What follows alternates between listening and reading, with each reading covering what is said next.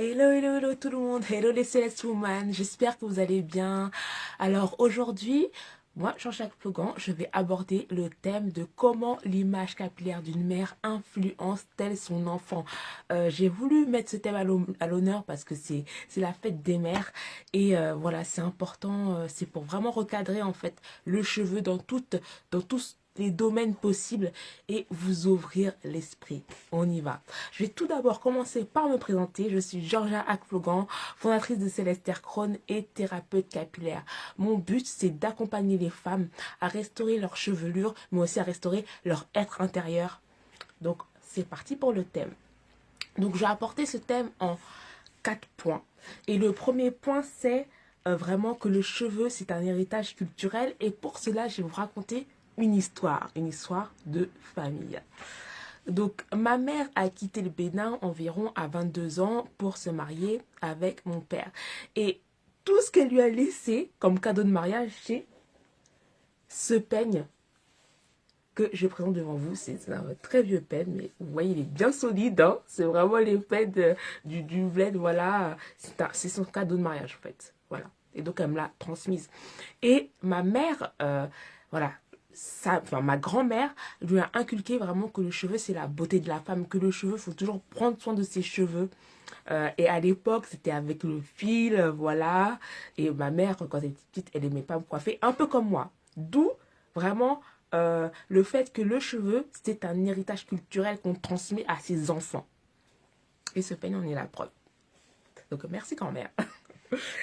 Et voilà, c'était vraiment pour déjà vous mettre dans cette dimension-là. Donc souvent, nous, en tant que femmes, hein, on se dit, bon, peut-être que vous vous dites, bon, les cheveux, c'est que des cheveux. Tant que je donne une bonne éducation à mon enfant, c'est très bien. Sauf qu'en fait, le cheveu, c'est vraiment un vecteur d'estime de soi extraordinaire. On sait très bien qu'un enfant, dès qu'il va à l'école, hein, dès qu'il est en maternelle, il commence à regarder les autres, à se voir lui, il se dit, ok, il y a un problème là. Mon cheveu n'est pas comme les autres. Et souvent, il y a des remarques. Moi, c'est arrivé aussi avec ma nièce, Enora, qui, à la maternelle, se sentait mal parce qu'elle n'avait pas des cheveux lisses comme ses copines. Donc, elle commençait à dire à son père, mon frère, mes cheveux ne sont pas beaux, etc.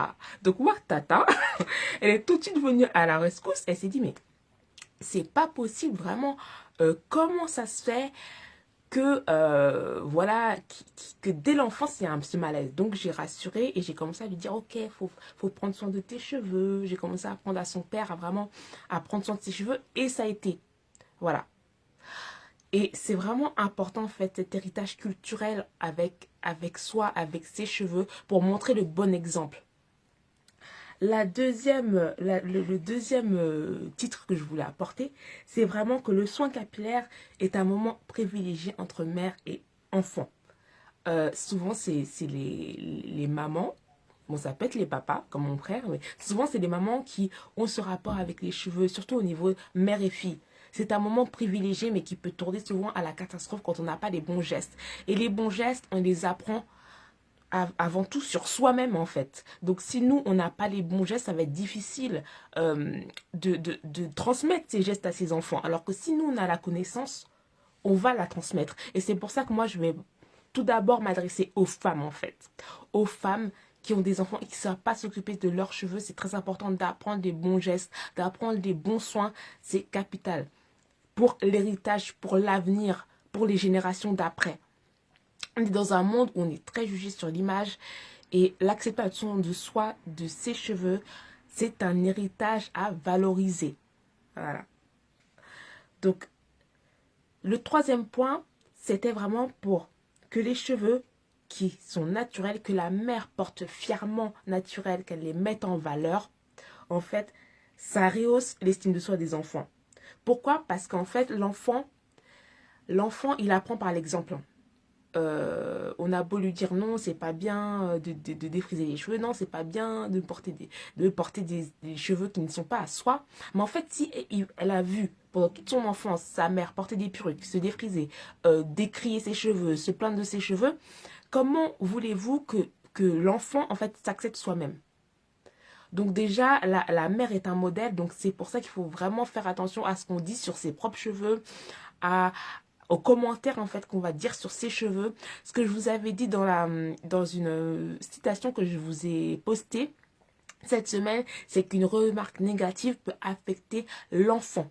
Elle peut affecter l'enfant profondément et changer le regard sur soi en fait. Donc c'est très important de déjà rassurer les enfants, dire qu'ils sont beaux, dire que leurs cheveux sont beaux, de leur prendre soin, de faire en sorte qu'ils aient pas mal, d'utiliser les bons gestes, etc. Et ça commence d'abord par apprendre à s'occuper de nos propres cheveux. Donc même en tant que femme célibataire, comme moi, il faut apprendre à prendre soin de ses cheveux pour pouvoir les transmettre à ses filles ou à ses enfants.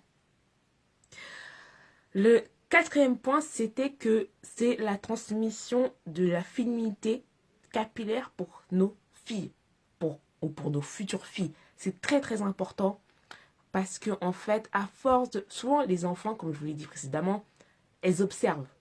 Donc, on va dire, ah ok, maman, elle prend son petit cheveu comme ça. Et puis après, elle va commencer aussi à le faire sur ses poupées. Le mieux, c'est que sa poupée reflète, voilà, lui ressemble. Hein. Donc une poupée noire avec des cheveux texturés, c'est le mieux. Parce qu'elle répète les gestes qu'elle a vus sa mère réaliser au quotidien pendant ses soins capillaires. Ah, maman fait un masque. Donc ok, faut faire un masque, etc. Et c'est comme ça qu'on apprend à nos enfants, à nos futurs enfants, à être épanouis avec leurs cheveux. Donc c'est dès la base. Et c'est aussi la transmission de l'image de la féminité pour un fils.